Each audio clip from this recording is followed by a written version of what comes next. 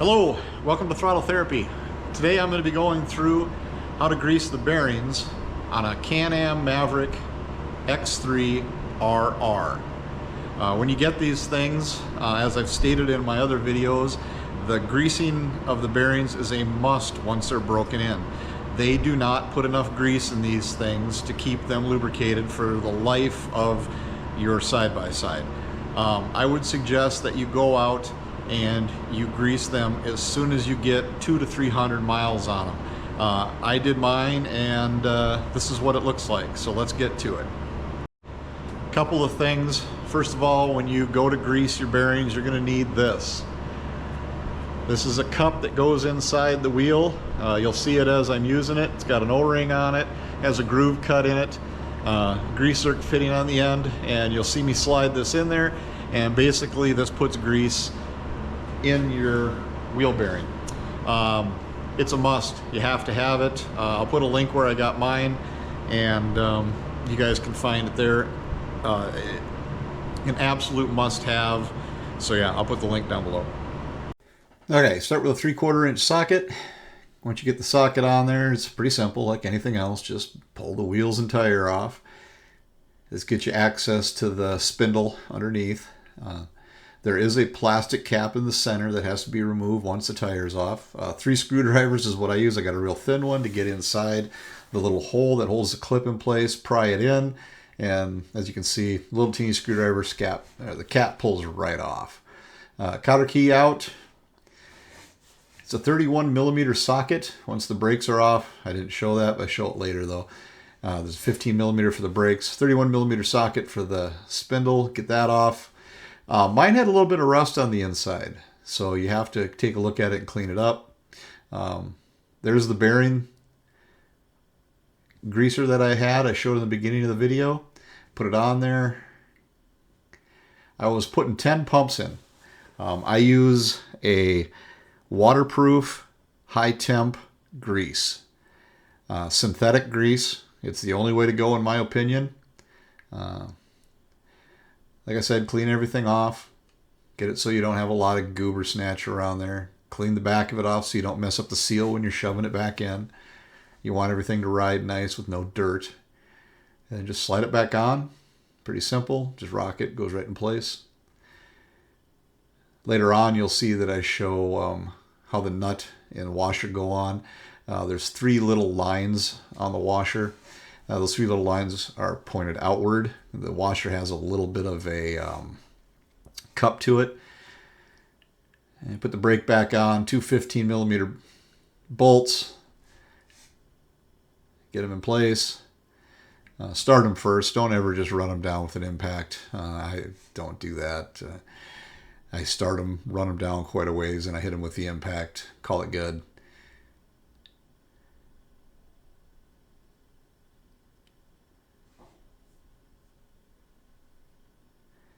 Cotter key's got to go in. Shove your cotter key in place. They all have to be straightened out once you get them out of there. They're twisted up. I just took it on the vise and pounded on a little bit. I installed my System 3 tires, rims. These are aftermarket. These are 32s. I had 30s on it stock. I went to the 32s because I like a little bit more ground clearance, and these are pretty nice. Give them some ugga-duggas. Get them down. Get the rear one. Cotter key, cap, first, cotter key second, 31 millimeter again, blast it right off. You can see the dust coming off there. Had to get the brakes loose, 15 millimeter, pull the brakes off to the side, pull the center up. Like I said, clean, clean, clean. Use a lot of rags. Shove a little cup in there.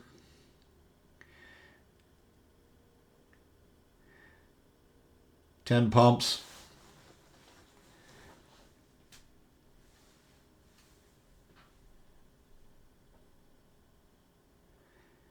Put the rotor back on, the rotor assembly.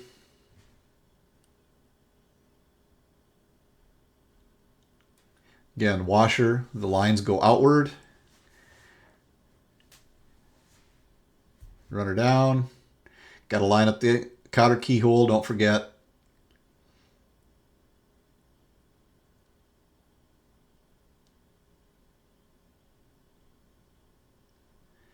Shove cotter pin in. Put it on the same way that they come off. I always put it over the top of the head or the end of the bolt.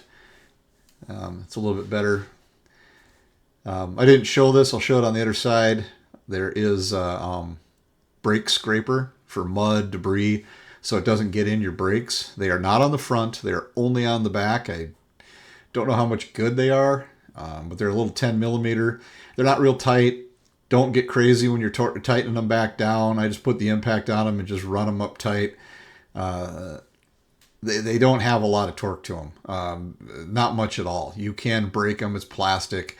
Like I said, the thing's just underneath there to get so debris doesn't get stuck between the rotor and the rim and then get in your brakes. It's kind of a nice little thing because you do get a lot of mud inside these things. Put the brakes back on. Always start the bolts before you run them down with anything. There's a 15 millimeter on the brakes. Put the 15, put them in there. You may have to pry your brakes apart a little bit to get them in place. I had to move mine just a little bit. Can Am didn't do us all any favors. They put the brake hose right over top of that bolt. Tighten them both down, and then the 32s go back on it. That cap does not go back on, by the way. The cap is only there for the stock rims. These System 3s have their own caps in the center of them. Keep some of the stuff out. Get them run down tight.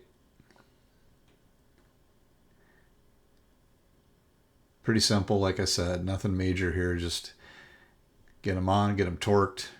If you see, I did use a jack stand. I am being safe. Had a friend die one time because he got crushed by a car. So I do worry about that. Get the other rear tire off.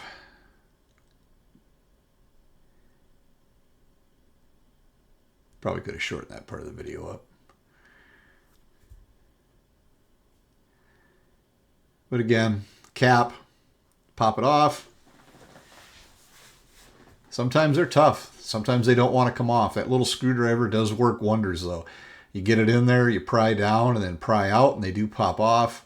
For some reason, this one is just being more of a little bit of a pain, but it didn't want to come off right away. Can Am's, whatever you want to call it here, their design or whatever isn't the greatest on these things, but it does work. You just have to mess with it a little bit, and you'll see once you get in there with a little screwdriver and pry the little tabs inward, and then it just pops right off. Brakes again. Get them up out of the way. Try not to pinch the line. Cotter key out. Same as the other ones.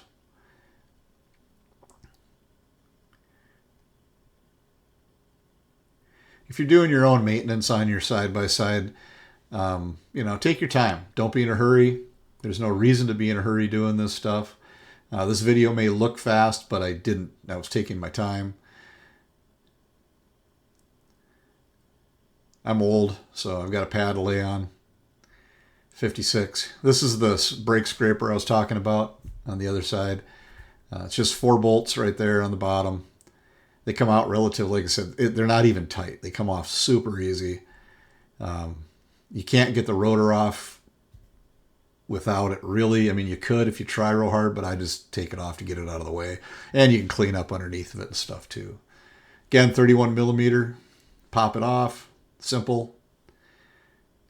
Clean everything. I would clean that cup that you put in there for the bearing greasing tool there. I'd clean that off once in a while in case you drop it on the floor. Make sure there's no grease or dirt inside the grease. I was cleaning things as I go here. I've got a roll of blue rags that I use all the time. Give her a good 10 pumps. Sometimes it doesn't want to come off. I moved to the front, took everything off, 10 pumps on there.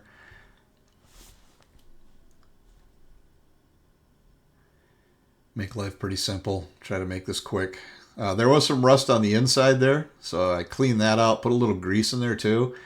I was just showing, I don't think you can see it real well in the video, but you get the basic idea. And you slip her back on. Sometimes you got to jiggle it a little bit to get it in. It just doesn't want to line up with the splines, so a little jiggle sometimes makes it work. I think this is the one where I show the bearing. There was some rust on where those little keepers were from that plastic cap. Drove me nuts. I don't know what I'm going to do. Probably paint them or something to keep some of the rust off. You can see on this one, I think I show those 3 lines. Yeah, right there they are. There's those 3 lines. And then the inside's kind of cupped. Like I said, those 3 lines go out. And then you throw that big nut on there. And then run her down with the big Ugga Dugga.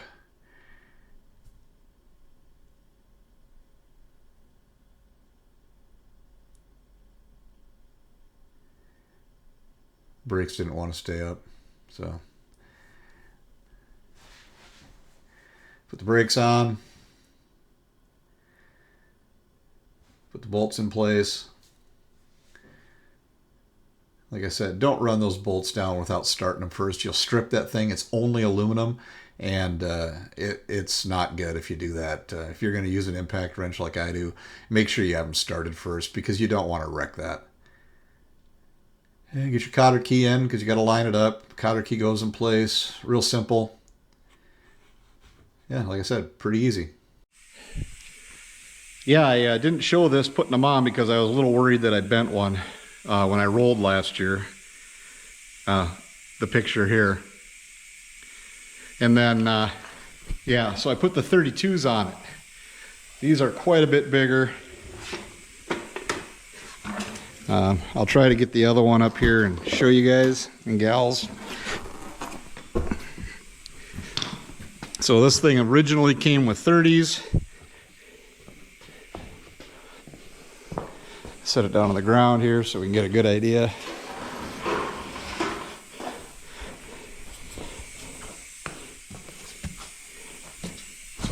But the difference in size is that much. Quite a bit of difference in these tires. So I just wanted to say thanks for watching. I hope I'm getting better at this. I hope I'm a little bit informative and I don't suck too bad. Just like anything else, I'm sure with time I will get better, and my editing will get better, and hopefully you get some good information. So thanks for watching. Have a great day, and see you soon.